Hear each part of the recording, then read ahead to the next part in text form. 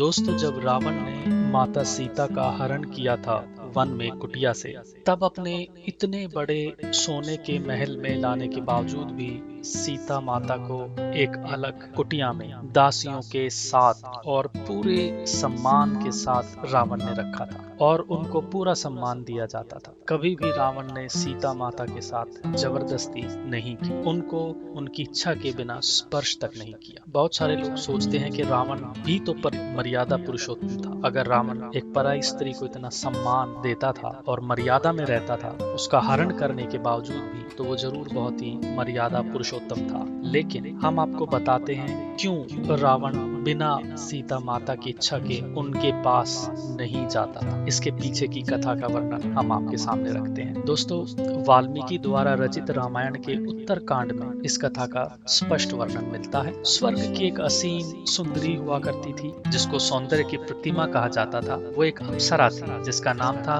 रंभा। रंभा का रूप और यौवन अद्वितीय था। कोई भी उसको देखकर मोहपाश में पड़ सकता था, बड़े से बड़ा तपस्वी और कोई भी साधारण प्राणी। और रंभा जो थी वो महर्षि कश्यप और उनकी पत्नी प्राथा की संतान थी। दूसरी तरफ रंभा प्रेम करती थी राजा नल कुबेर को, और जो राजा नल कुबेर थे वो राजा कुबेर के पुत्र थे। आपको पता होगा शायद, राजा कुबेर और रावण दोनों भाई थे। एक बार जब रावण विश्व विजय के लिए स्वर्ग पहुंचता है तो उसे रंभा दिखाई पड़ती है, और रंभा को देखकर रावण मोहित हो जाते हैं, और इतने मोहित हो जाते हैं कि वासना उसे घेर लेती है। अपनी इसी वासना पूर्ति के लिए वो रंभा को बल प्रयोग करके पकड़ लेते हैं। रंभा रावण को समझाती है कि वो नल कुबेर की प्रियतमा है और आपकी पुत्र वधू के समान, इसलिए उसे स्पर्श नहीं करना चाहिए। लेकिन क्योंकि रावण मोहपाश में बंध चुका था, काम वासना उसको घेर लेती है, वो नहीं मानता और बलपूर्वक रंभा के साथ वो